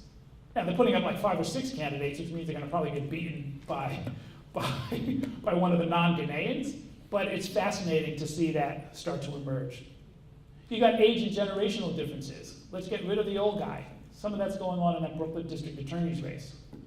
Joe Hines, I think, is 78 years old. He's been there for 24 years. Ken Thompson is a young guy in his 40s, very vigorous. He's like, we got to get this guy out of here. Reformers versus insiders. You've got ethnic or class contests.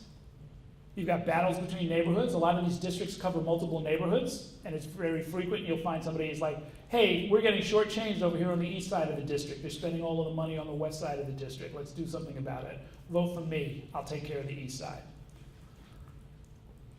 Proxy wars between clubs or other officials, probably a little bit too in-depth for somebody who's approaching New York for the first time, but a lot of times there'll be clubs who'll be like, we're putting our candidate in here so we can beat that other guy over there. And then efforts to increase turnout in another race. That, again, that's sort of probably you'll probably find few efforts that really fall in that category this year. Be careful about the storyline. Whatever you do, people are going to see it. You're framing it for the voters. Most people who ever read anything about a local race that you're working on are never going to see anything except what you've written. So take that seriously. The candidates will spin you hard, like really hard. They'll sit you down. They'll show you pictures of their mother. They'll tell you an outright lie. I mean, it's kind of crazy. Be ready for that. And then remember that people in politics are also complex. I've been saying this about Brooklyn for a long time. The good guys are not that good. The bad guys are not that bad. If you make it too simple of a story, you'll basically just get it wrong. Always be prepared for surprises, adjustments, reversals, and never, ever, ever predict what's going to happen. I mean, I've been talking to you now, and I'm going to stop now, but I've been talking to you for an hour and a half, I hope I haven't given you any sense that I know what's going to happen on election day, because I really don't. I mean, I really don't. If there was money on the line, where I put my money, that's another story. But I really don't know who's going to win. I mean, I could give you probabilities, but even those are. Be very careful about the polls. You can't see it there, but I've got a link there. 20 questions a journalist should ask about polls. If you don't know about polls, you got to learn how to do it the right way, because there's a lot of wrong ways and a lot of bad reporting, and you don't want to be a part of that. Here again, when I saw a poll and I saw all of the headlines my colleagues were writing, Quinn in the lead. And I would just say to them, well, the same poll shows her getting more Asian votes than John Liu and more black votes than Bill Thompson. Are you sure that poll is what you want to hang your headline on? Surely there's a slightly more complicated story here, and the possibility of an absolute outright reversal of this poll. Like what's going to happen when all of those people realize there's a Taiwanese guy in the race? You think she's going to get all those Asian votes, or you think the numbers are going to change? Some pretty simple questions. Anyway, 20 questions you should ask, and you should probably ask more than 20, but that is my main presentation to you, and I would talk to you for another hour and a half, but I know you may have some questions, so I will take those now. Yes, ma'am. Thank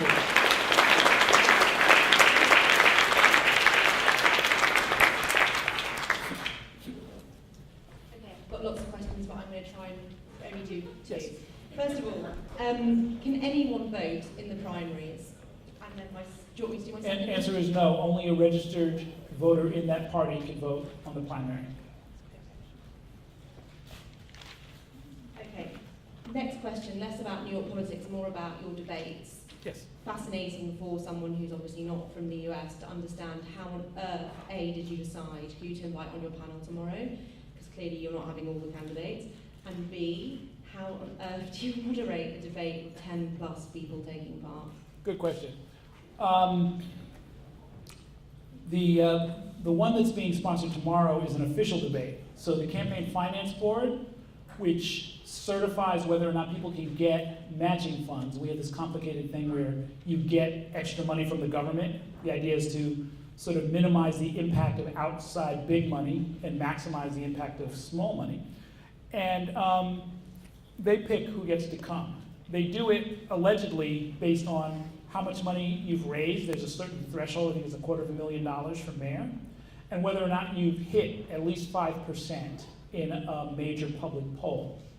Now, the flaw in that system is there are a couple of candidates, Eric Salgado and Sal Albanese, who were not included. They were considered by the pollsters so insignificant that they didn't even put it in their schedule of questions. And in an abundance of fairness, the Campaign Finance Board decided, well, since they didn't even ask about them, it's unfair for us to exclude them for not having made a certain threshold in a poll that their name was not included in. Someone will invite them to the forum. I would have probably made a different judgment, but my concerns are about what makes good TV, not about anything else. So we're going to have 7 tomorrow. And then as far as how do you do it, we have 90 minutes. It's simple arithmetic. We got 4 questioners. We've got 90 minutes. We broke it down into 10 minutes each for each of my panelists. And they should be able to, actually 8 to 10 minutes, they should be able to, get through a round of questions in the first 30 minutes. Then I'm going to ask some questions. This is just to break up the flow of the thing. We have what we call a lightning round, where I ask them some quick questions to which they can give a quick answer. And then we go back to some other traditional questions, and then we allow them some closing statements, and then we're done. It's not that hard. I mean, the hard part is to decide what you're not going to ask. Because we're going to be lucky if we get 8 questions asked, in-depth questions, plus a handful of lightning round questions. And that's just a decision you make up front. It's like when you got that many people, you can't now. If it was just 2 of them, we could really go into some depth. We could ask either a lot more questions or have a lot deeper discussion about the questions we do ask, but we play the hand that we are dealt. And are you going to be hosting one with the 2 candidates after the primary? I think we might get one. We have this whole complicated thing where different media conglomerates, like we're teaming up with WNYC and the New York Times for tomorrow's debate. And they were our partners, and then there's this other cluster of people that includes like CBS and some other people, and then WABC with some other people. And the campaign finance board assigns you each conglomerate one. So I think I get a runoff, and I might get a general election debate. Yes, sir. What type of power and influence do borough presidents have?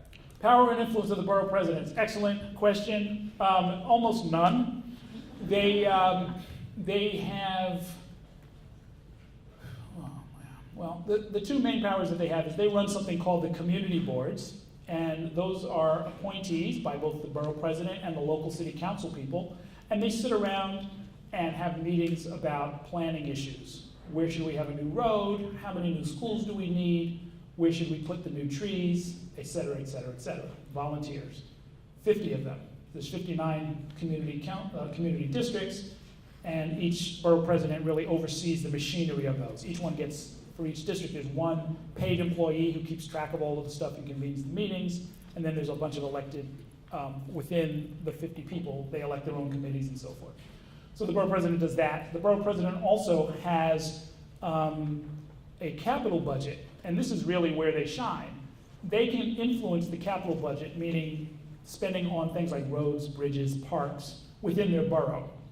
And generally speaking, they don't get a lot of opposition from downtown, from the mayor or anybody else, because they're elected to oversee their voice. So, I mean, their area. So if somebody comes to you and says, we have decided through our community board system, consultation with the city council members and our own staff at the borough president's office, that we need X millions of dollars for Flushing Meadow Corona Park to do X, Y, and Z. Nobody else is going to really argue with them, because most of us have never gone to the park, don't spend any time there, and it doesn't really matter one way or the other to us, right? So they become the voice of their borough. And they used to have a lot more power, but they are vestigial organs, very much like the public advocate. They used to have an immense amount of power. Now they have almost none. Most of it is now in the hands of the borough the mayor and the city council. Oh, we got some people in the back, sir. Yes. Yeah. To what extent, if any, do you think that de Blasio's being married to a black woman will undercut Thompson's appeal to black voters? Great question. To what extent will Bill de Blasio's, the fact that he's married to a white woman, has a black woman has a black son, will that cut into Thompson's black vote? I think probably very little, but I don't know. Because this is again, is something new. Have we ever had a mayoral candidate who was part of a biracial union? The answer is no. So, I don't know. I mean, when he ran for city, very much to Bill de Blasio's credit, when he ran for public advocate last year, he put out lots of pictures of his family. And he didn't do what politicians have done in the past. There were politicians in the past who, there was a black politician named Carl McCall. He ran statewide. In conservative upstate places where he wouldn't necessarily have gotten such a good reception, he sent campaign literature without his picture on it. And a lot of people just assumed it was one more Irish guy, and they probably voted for him. Bill de Blasio did the opposite. He sent out pictures of his wife, and he sent it everywhere. He sent it to Staten Island, he sent it to Queens, he sent it to Howard Beach, he sent it everywhere. And I was like, wow, that's something. So, we'll see. He's again, he's making a bet that people are gonna either not be freaked out by it or, maybe assign him a couple of points. I've gotten some feedback from people saying that they think it's a little exploitative, but I'm like, I don't know. You got someone with a big afro, put him out there. Why not? Yes, ma'am.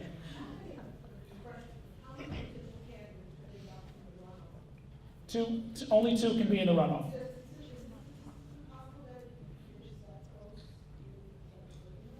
That there could be an outright winner?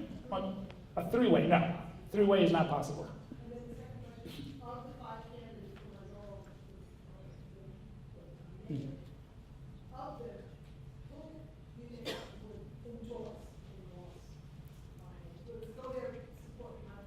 That is a huge question. And some of that you're going to see at work in the debate tomorrow, I think. I've got a question. I can't reveal the question. I see a camera here. But we've got a question that's designed to sort of elicit some of that. I mean, when I'll give you an example. And this was noted publicly, so I'm not telling you tales out of school. When the ruling came down that John Liu would not get $3.5 million from the Campaign Finance Board, Bill Thompson, who was the only one of the other mayoral candidates who did this, he said, I think John Liu should get the money. And I happen to know, because I hear about these things, that they had an internal discussion in the Thompson camp, and they said, look, when it's runoff time, and we expect to be in the runoff, we're going to need to talk to John Liu. So throwing him a little bouquet now, and he made a point, if you look at the statement, he said, John Liu's followers deserve to have their money matched and to have their voices heard. So they're already, and believe me, you'll see a lot more of that. There's going to be a lot of that. That's going to be like the big storyline come September 11th. Yes, ma'am. Some of us are covering the city council race incumbents. Okay. So my question is, what would be some advice, and also what should we report about the candidates, what should be addressing to them? Well, I don't want to cheat, but what district? Well, we still don't have, Oh, okay, well, then that's easy. That's up to the candidates, I mean, if you're covering incumbents, you're at a bit of a disadvantage, although they will all talk to you. Everybody will talk to you, so whatever you're going to do, get your interviews done quickly. September 10th, after September 10th, you're going to have a much harder time reaching these people. But if they have a good, vigorous race, that would be a good thing. Because what you want to do is find out, if there's an incumbent, you want to find out who's challenging them and why. And there will be probably something from that laundry list I gave you. They're going to say they've given too little of time to this side of the district. They're going to say, they were in the wrong when it came time to fight for our park or our hospital or whatever it was. Or, they've been there for too long and we need new blood. Or they're unfair to my ethnic group. It'll, probably be some combination of those. And you can ask the candidate. It's okay, it's perfectly okay to ask them. It's like, I hear you've got a primary. What are the other people saying? When I talk to them, what are they going to tell me? That's a good interview technique anyway, You sort of let the people know. It's like, look, I'm going to be talking to the other side, so you might as well tell me now and then give me your explanation, or else I'm going to just go talk to your opponent and that's all I'm going to know. And you'll tease it out of them and you'll figure it out. And talk to lots of people in the district. Talk to people in the district. Shop owners. Shop owners are gold. They're sitting behind the counter 12 hours a day. They got nobody to talk to. I was wondering, there's enough political junkies, I'm sure, in New York, this whole room included, that horse race coverage is a fine thing. But how do you kind of rise above the horse race with the polling and who's winning? How can you take it to another level in terms of moving the story forward? Well, look, I mean, you can select and identify any particular set of issues and build a story or a string of stories around that. Affordability, affordable housing, transportation, bike lanes. It can be important, it can be silly, it can be frivolous, it can be a problem that has bedeviled the city. The city's got no shortage of problems. You don't write about problems. We've got 52,000 people sleeping in homeless shelters tonight. So a record high. They have a census. The number of people sleeping in shelters is posted on the city's website every night, and it's never been higher. You can go to any of the intake shelters. You can talk to a couple of people there. You can call up a couple of homeless advocates. Ready-made story. Boom, boom, boom. And you could do that for housing or a million other issues. So, what we have done, because this for us is a marathon and not a sprint, although we are coming around the home stretch, and it actually is a horse race, is once a week, usually on Thursdays, we would just spotlight an issue and bring in some experts and have them talk about it and say, well, what does the next mayor need to know? What does the next mayor need to do? Et cetera, et cetera, et cetera. And we actually spent a lot of time crystallizing some of that for the debate tomorrow. So, the question is, who are you doing that for? If you're doing it for people so that they can make up their mind about who to vote for, you do it one way. But, however you do, or if it's sort of a memo to the next administration, maybe you do it a slightly different way. But however you do it, you got to do something that people can actually read. And, you've got to make some hard choices about that. So, You know, everybody says they're concerned about schools, but how many people do it? Something that I have stumbled on, and we've done it a couple of times, we're going to do it some more, is I brought in some panels of reporters, you know, people who cover beats. So we brought in 4 of the best education reporters in the city, and we asked them, what are the stories about the schools that we really need to be asking? Not the millionth story about fighting over the charters or battling with the UFT, but what are the real stories that the next mayor, you know, the next administration is going to have to confront? We did the same thing with the cops. We brought in the police reporters. We said, everybody knows about stop and frisk. What else is going on that we need to know about? We're going to do it with the transit reporters. So yeah, that's why beat reporting is so important. Sir. There's been a lot of sex scandal stuff in politics lately, and in the case of maybe Bob Filner in San Diego, it's outright criminal and harassment, and he should be removed from office. But like you said, Anthony Weiner, his biggest sin was lying, but you could argue that it was an inappropriate question to ask about his private sex life or his hacked phone. So where do you draw the line as a journalist between like journalistic integrity and a relevant question and capital exploitation? Well, he made it easy in that case because he called up in 2011 when it came to light that he had tweeted this picture of himself in his underwear. He called up every news organization he could find, including mine, asked to come on, and laid out this preposterous story that was completely untrue. So, I mean, it's not like I asked him. He asked to come on. I'm like, okay, what do you got to say? And he said, well, my phone was hacked. I'm going to have an investigation. I'm going to turn this over to a law firm. You know, and then, you know, basically within a week, it's like, oh, sorry, all of that was untrue. I resign. It's like, okay, fine, see ya. And then a few years later, we get this call. He wants to get back into politics and he wants to come on the show. And I said, well, the first thing he's going to have to do is apologize for lying to my audience. You know, that's just etiquette, you know. And so he did that. And then he laid this thing out. And like I said, well, you know, by the way, we never got to the bottom of this when you were lying to my audience. How many women were involved? And he says, well, I don't want to embarrass them. And this is behind me now. And I've cleared this up with my wife. And I'm certainly very sorry. And da-da-da-da-da-da. And then Sidney Leathers comes forward. And it's like a year after he resigned from Congress, he's sending me pictures and he's doing this and he's saying he loves me and all this other kind of stuff. It's like, wow. You know, so I would say as a New Yorker, having lived through 9/11, really serious stuff can happen here. Hurricane Sandy, you know, 9/11. This is somebody who's going to be in charge of the teachers who teach 1.1 million kids, who are in charge of 35,000 cops, who are in charge of all of our safety. I want that person to be stable, reliable, and truthful. You know, and I think probably most of my viewers feel the same way. So it's a basic threshold question. But you're right. You can't call him a lawbreaker. I'm not aware of any law that he ever broke. You know, which is why, you know, when people say, well, don't you think you should just drop out of politics? I'm like, not necessarily. I don't know if voters are going to support this. The polls are suggesting that they don't, but totally up to him. Yes, ma'am. How are the funds allocated in the city, and what is the role of the city council? How are funds allocated in the city, and what is the role of the city council? The city council approves the budget, sets the budget, and approves the budget. The mayor really drives the budget process, but the city council has to approve it. All of the budget documents are online at nyc.gov.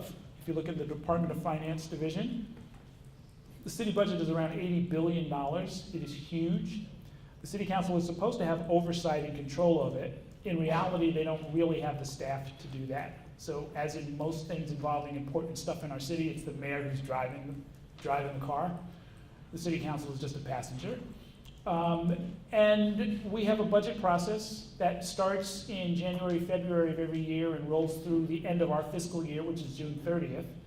And there's just a huge back and forth. The mayor puts forward, in fact, there's a roadmap to the budget that's put out by the Independent Budget Office, and it'll tell you everything you ever wanted to know about the process.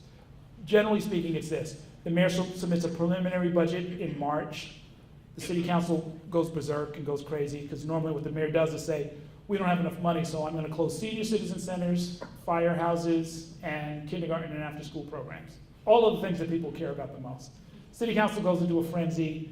They have all kinds of hearings. They denounce the mayor on the steps of City Hall. They do this for Democrats and Republicans.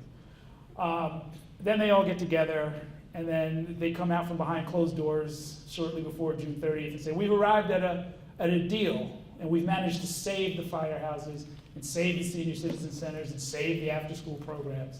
They call it the budget dance. and it's the biggest, I don't want to call it a non-story, but it's a recurring political drama that plays out every year.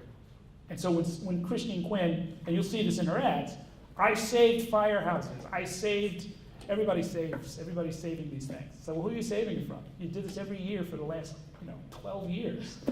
So it's pretty much, now, within that there are some real stories, and finding the real stories is your job. And there's a mayor's management report that has a wealth of stories, and your professors, if they're anything like me, they will show you how to find them. Yes, ma'am. You said Wiener technically is not a lawbreaker, but we know that Spitzer attempted to even though he was in charge. Oh, Spitzer broke the law. I asked him on my show, did you break the law? He said yes. Yes. So then what's your opinion on that? Why are people still, according to the polls, supporting Spitzer more than Wiener? That's an interesting question. I don't know. First of all, I don't. The two to me are sort of apples and oranges. But yes, Spitzer says that he broke the law. Spitzer was not charged with breaking the law. There was a big investigation when the prostitution charges came out, and the U.S. attorney, a guy named Michael Garcia, came forward and said, we don't think he stole any public money, we don't think he abused any public money or campaign money for that matter, and we are not in the habit of prosecuting patrons of prostitutes. So, it's not like he's getting away with something special, we just don't do that. And there it lay, Now, Scott Stringer, his opponent, has said there's two standards of justice. There's one for everybody else and there's one for Elliot Spitzer. And Elliot Spitzer just says, it's like, look, what I did was horrible, but, I can't, what am I going to do, indict myself? They investigated and they chose not to charge me. What do you want me to do? So that's kind of where it hangs. For some people that is a total deal breaker. They're like, you're disrespectful to women, you broke the law. Just like I said to that gentleman, I prefer, if I have my choice in a city of 8 million, I have my choice of public officials, I'll choose the ones who don't lie and don't break the law. A lot of people feel that way. There are other people who feel like he's got all the right enemies. He's pissed off all the rich people, it's good enough for me. Pro Spitzer. Yes. Yeah. What does an assemblyman do? I know the race is next year, but Yes. there's a special elections. Jumping ahead. Yeah, for Nelson Castro in his district. Nelson Castro in his district, yes. Just as there is a Congress, which is the legislative branch of the federal government, and there's a city council here at the local level, in the middle level for New York State, there's a legislature, and it includes the Assembly, which has 150 members, and the State Senate, which has 63 members. And each of those is a little geographic area. Nelson Castro's is up in the Bronx.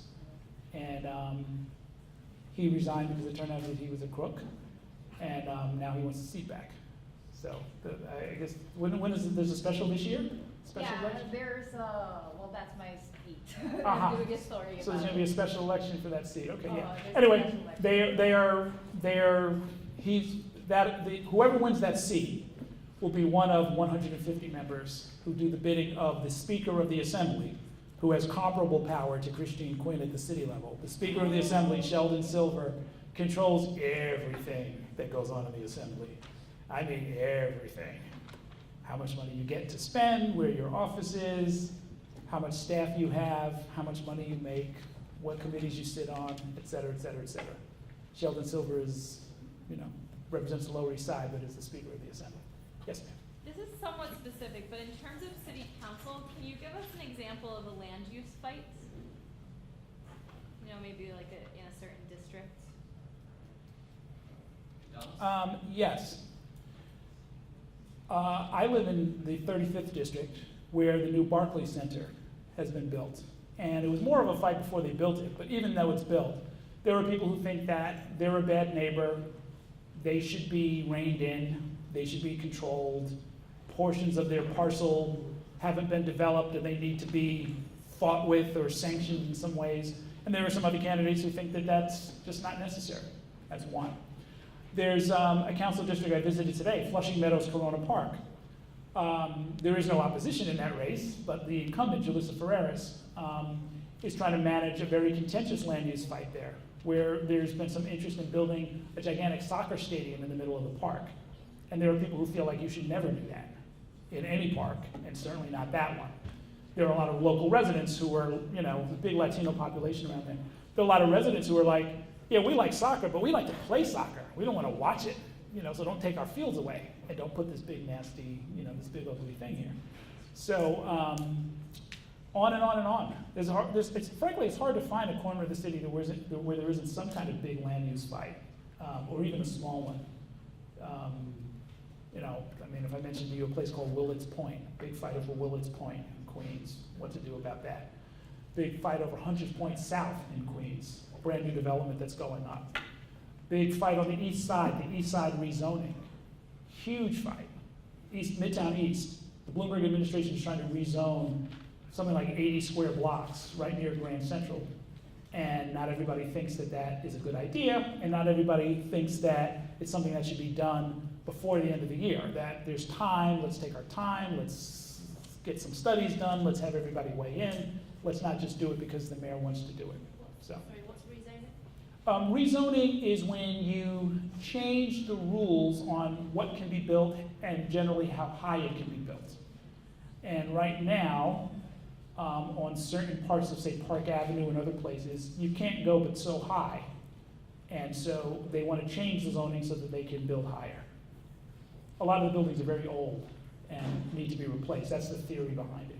So, let me mention, because I see the dean's going to toss me out here in a minute, and I'll take you'll get the last question. Tomorrow at 9 o'clock, I'm going to be on MSNBC on Chuck Todd's show, The Daily Rundown, talking politics. And then the debate is tomorrow night at 7 p.m. And it's going to stream live on New York One. So if you don't have cable or you're not near a set, you go to ny1.com and it'll be streaming starting at 7, and it's going to run for 90 minutes. Yes, ma'am.